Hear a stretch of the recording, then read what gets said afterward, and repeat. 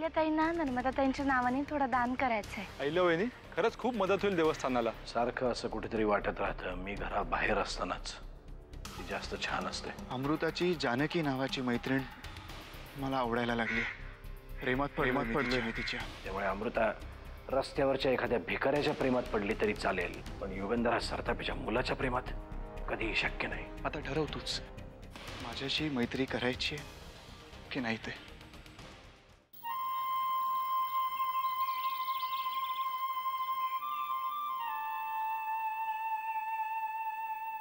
तुझा प्रामाणिकपणा आवडला मला आर्यन,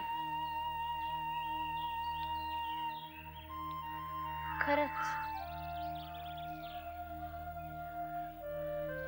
आणि तू म्हणतोयस त्याच्यात चुकीचं काहीच नाहीये।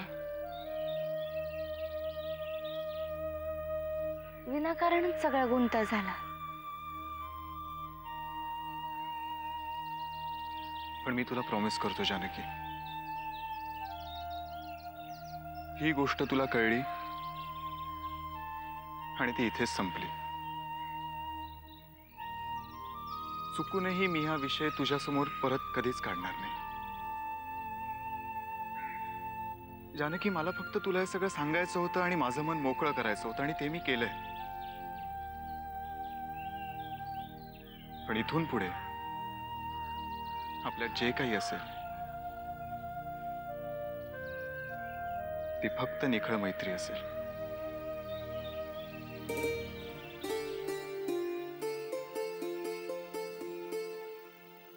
विश्वास ठेव माझ्यावर जानकी।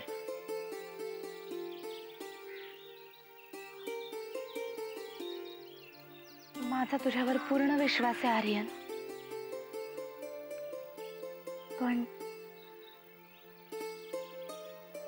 पण काय? अमृताचं काय? तिचं तुझ्यावर खूप प्रेम आहे। माहितीये मला, पण मग मी काय करू? नाही म्हणजे अमृता मला एका मैत्रिणीपेक्षा वेगळी कधीच वाटली नाही। तिच्याकडे मी एखादी गर्लफ्रेंड किंवा लाईफ पार्टनर म्हणून कधीच पाहिलं नाहीये। म्हणजे ती एक चांगली मुलगी आहे हे तरी तू मान्य करतोस ना? ऑफकोर्स जानकी, अगं तुझ्यापेक्षा कितीतरी जास्त वर्ष मी काढलेत तिच्या बरोबर। अमृता नक्कीच एक चांगली मुलगी आणि हे मी कधीच नाकारणार नाही। हो ना, मग तिचा स्वीकार कर आर्यन। ती खरंच खूप सुखी होईल रे। आणि तू सुद्धा, तूच म्हणाला होतास ना की तुम्ही दोघं खूप चांगले मित्र आहात म्हणून। मग तुम्ही एकमेकांबरोबर आयुष्य काढण्यासाठी काय अडचण आहे? अडचण आहे, मला अडचण आहे। काय? तिच्याबरोबर हे सगळं घडलंय म्हणून? जानकी, इतक्या कोत्या मनाचा नाहीये मी। मग काय अडचण आहे आर्यन? अडचण खूपच बेसिक आणि सिंपल आहे। माझं अमृतावर प्रेम नाहीये। एका क्षणासाठी का होईना, पण मला जे तुझ्याबद्दल वाटलं होतं ते 5 वर्षांच्या ओळखीत अमृताबद्दल कधीच वाटलं नाही।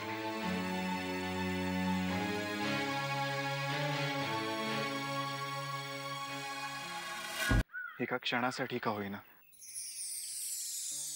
पण मला जे तुझ्याबद्दल वाटलं होतं ते 5 वर्षांच्या ओळखीत अमृताबद्दल कधीच वाटलं नाही।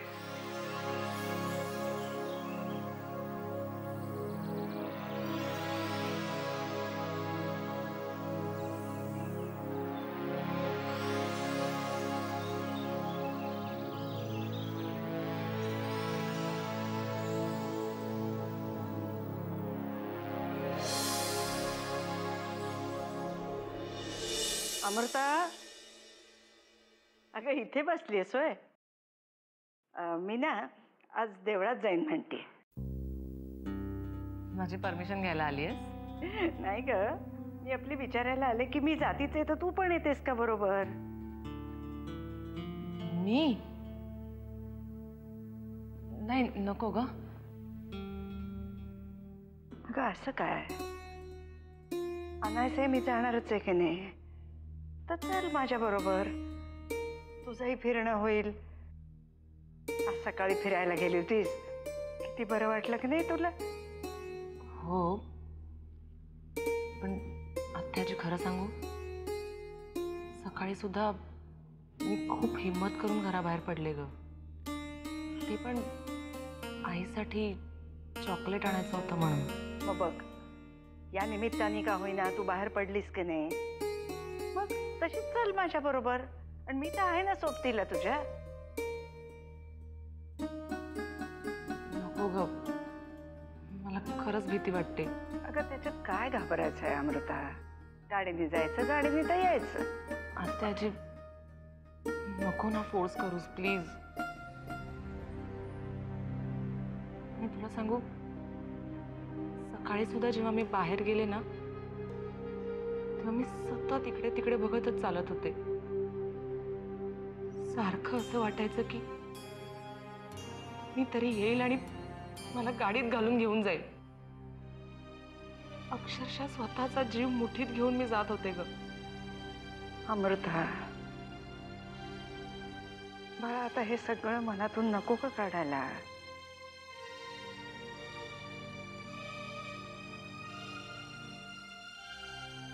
आत्याजी, एक काम करूया, उद्या आर्यन येणार आहे ना, तेव्हा जाऊया. म्हणजे तो सोबत असला ना की मला भीती नाही वाटणार.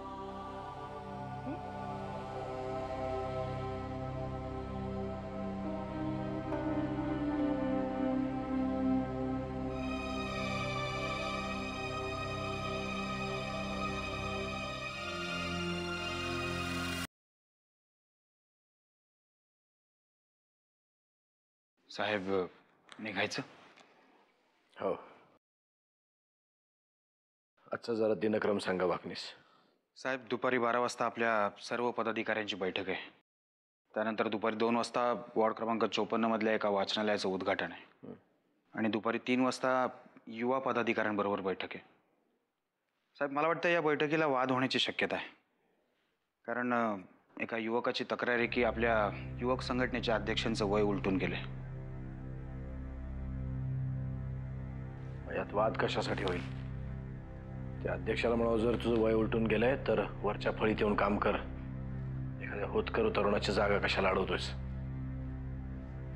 साहेब, संध्याकाळी 7 वाजता आपण मोकळे हो. वाकनीस, माझं जरा एक वेगळंच काम आहे तुमच्याकडे. उद्या सकाळपर्यंत आर्यन सरताप्याची कुंडली मला हवी आहे. कोण आर्यन सरतापे माहिती आहे ना? होय साहेब. उद्यापर्यंत आर्यन सरतापे तुम्हाला आतून बाहेरून सगळा कळलेला असेल. निघूया आता आपण. बापरे.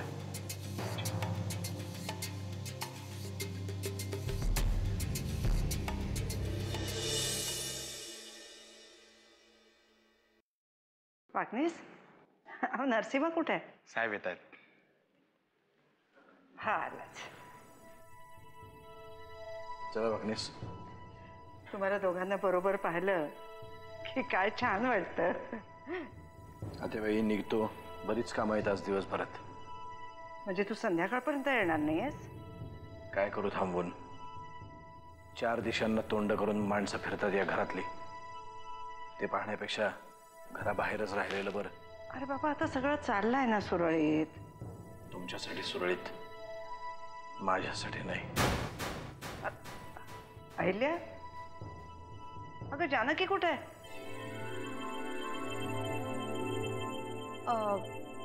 मला नाही माहित. अगं माहित नाही म्हणजे काय? तुझ्या बरोबर होती ना ती. बरोबर बोलताय तुम्ही. ती माझ्यासोबतच बाहेर पडली होती, पण नंतर कुठे गेली मला नाही माहित. म्हणजे माहिती आहे, पण सांगू का नको ते कळत नाहीये. विचारलेल्या प्रश्नाची सरळ उत्तरं दे अहिल्या. बर, ती आर्यन सरतापे सोबत कॉफी प्यायला गेली.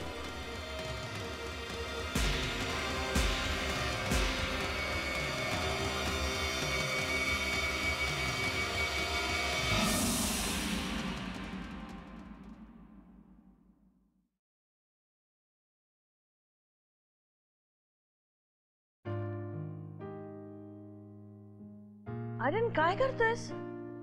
मी कुठे काय करतोय? पण मम्मा तुला विश्रांतीची गरज असताना तू काय ही कामं करतेस? मग कोण करणार? अगं मी आहे ना. हे बघ तुझी सगळी कामं मी करीन, पण तू आराम करायचास, कळतंय? म्हणे मी आहे ना, काम करायला घरात असायला हवं. तू घरात असतोस अख्खा दिवस? कुठे होतास आज? अगं महत्वाची कामं होती काही, त्यासाठीच गेलो होतो बाहेर. माहितीये तुझी महत्वाची कामं. तुझी सगळी कामं इथे मी करायची आणि तू अख्खा दिवस बाहेर उन्हाळायचं. म्हणजे तुझी युकेला जायची सगळी तयारी मी केली आर्यन. पण विजासाठी इंटरव्ह्यूला तुलाच जावं लागणार आहे. तिथे मी जाऊन चालणार नाहीये. मी तुला आत्ताच सांगतो मम्मा, आणि तेही शेवटचं. मी कुठेही जाणार नाहीये. अरे पण आर्यन, ए युगंधरी, काय तुझं पण लावले? आता तू म्हणतोय ना नाही जायचं म्हणून, मग कशाला आग्रह करते? मी उगाच आग्रह करत नाहीये जना. तो इथे राहिलेला मला आवडत नाही असं वाटतंय का तुम्हाला? तुला माहितीये मी हा निर्णय का घेतलाय? मी बोलतेय म्हणजे विचार करूनच बोलतेय ना. तू काय विचार करतेस ते मला कळतंय मम्मा. पण मम्मा मी तुला प्रॉमिस केलंय ना. हे बघ तुझ्या आणि नरसिंहाच्या वादात मी नाही पडणार. मग तरीही मला तुझ्यापासून लांब का पाठवतेस तू?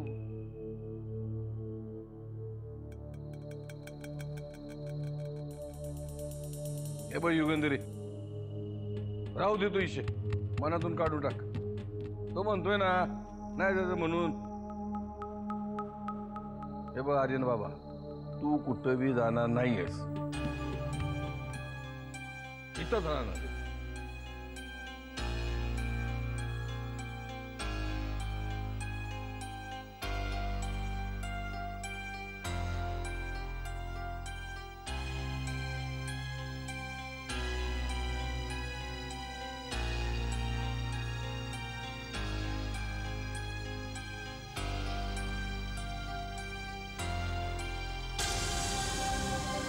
पण युगंधरी, तुमचा तुम्ही निर्णय घेतलाय ना, आता मला एकटीला सोडा.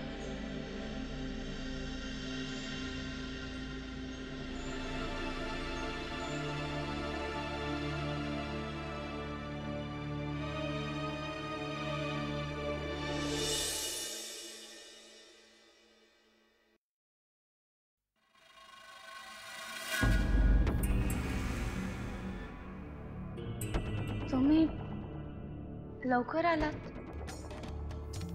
संध्याकाळी येणार होतात ना? नाही, मी घराबाहेरच नाही पडलो. तशी कामं होती माझी थोडीफार, पण तुमच्या मीटिंगा होत्या ना? हा, म्हणजे त्यातली एक मीटिंग केली मी. पण अचानक मला घरी एक खूप महत्वाचं काम आठवलं म्हणून निघून आलो. घरी काय महत्वाचं काम?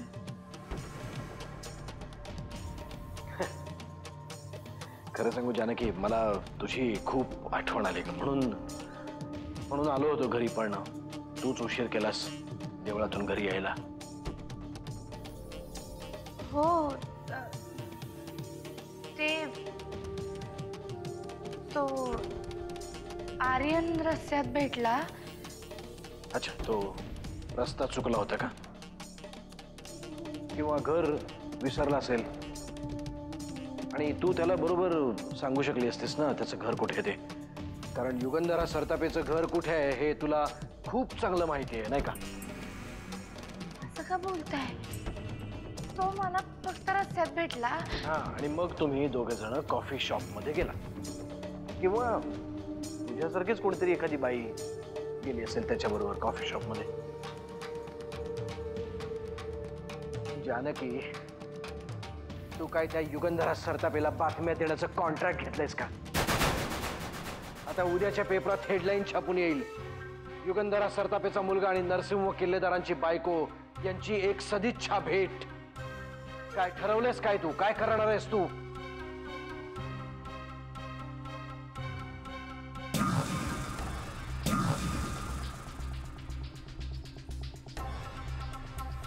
तुमचा काहीतरी गैरसमज होतोय. मी आर्यनला भेटायला तिकडे नव्हते गेले. मी देवळातच गेले होते. योगायोगानं तो मला तिकडे भेटला. सगळे योगायोग तुझ्याच बाबतीत का घडतात? काय संबंध आहे तुझा आणि त्याचा? त्याचा आणि माझा काही संबंध नाहीये. तो अमृताचा मित्र आहे. त्यांचे संबंध आता मैत्रीच्याही पुढे गेलेत. पण हे सगळं मी तुम्हाला आधी सुद्धा सांगितलं होतं. अमृताचं त्याच्यावर प्रेम आहे, त्याचं त्याच्यावर नाही. तेव्हाही 24 तास त्याचेच गोडवे गात असतात. अहो, गोडवे गाण्यासारखंच काम केलंय त्यांनी. अमृता बोलायला लागली म्हणजे काय त्यांनी या घरावर उपकार नाही केलेत? तुला आत्ताच सांगतोय, यापुढे हे आर्यन प्रकरण इथेच थांबायला हवं. या घरात त्याच्या नावाचा उल्लेखही खपवून घेतला जाणार नाही. ठीक आहे, जशी तुमची मर्जी. फक्त हे अमृताला तुम्ही सांगा.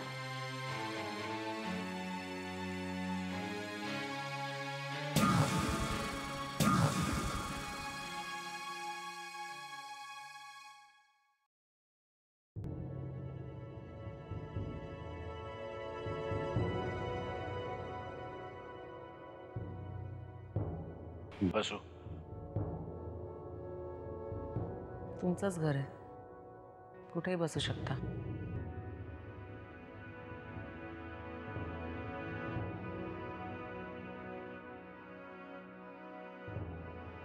अमृता, हे आर्यन प्रकरण नक्की काय आहे? म्हणजे हा विषय माझ्या कानावर आधीच आला होता. ती वेळ अशी होती की मला त्यावर विचार करण्यासाठी वेळ नव्हता. बरोबर आहे.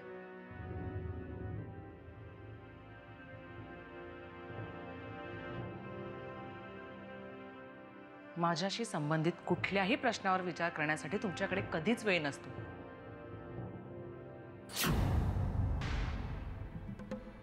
या विषयावर आपण नंतर बोलू कधीतरी. सध्या मला फक्त आर्यन विषयी सांग. माझं प्रेम आहे त्याच्यावर. तो युगंधरा सरतापेचा मुलगा आहे हे माहीत असूनही? हो, माहितीये. मग मी काय करावं अशी अपेक्षा आहे तुमची? अमृता, अगं युगंधरा सरतापे ही ती बाई आहे जिच्या कटकारस्थानाचे पाढे मला तुझ्यासमोर वाचायचे नाहीयेत. पण तिला जिथे जिथे संधी मिळेल तिथे तिथे तिने आपल्याला अडचणीत आणण्याचा प्रयत्न केलाय. आर्यन हा तिचा मुलगा आहे हे माहीत असूनही तुझे त्याच्याशी संबंध कसे काय असू शकतात? आर्यन हा तो मुलगा आहे ज्याच्यामुळे मी आज तुमच्याशी बोलतेय. तरी नाही अमृता, तो इथे आला आणि तू बोलायला लागलीस हा निव्वळ योगायोग वाटतो मला. हो, मग तुमच्या बाबतीत का नाही घडला हा योगायोग? तुम्ही किती वेळा माझ्या समोर आलात पण मी तुमच्यापासून लांबच पळत राहिले ना. हा असा योगायोग तेव्हाच घडून येतो जेव्हा त्या दोन माणसांमध्ये आतून काहीतरी नातं असतं. हे आता जे तुझ्या डोळ्यात पाणी आलंय ना,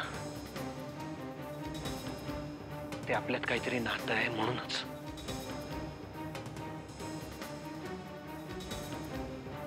पूर्वी खूप अभिमानाने सांगायचे मी तुमच्याशी असलेलं माझं नातं.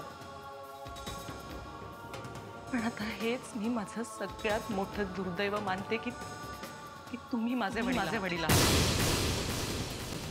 तर तुम्हीच सांगा, मी काय करू या नको असलेल्या नात्याचं.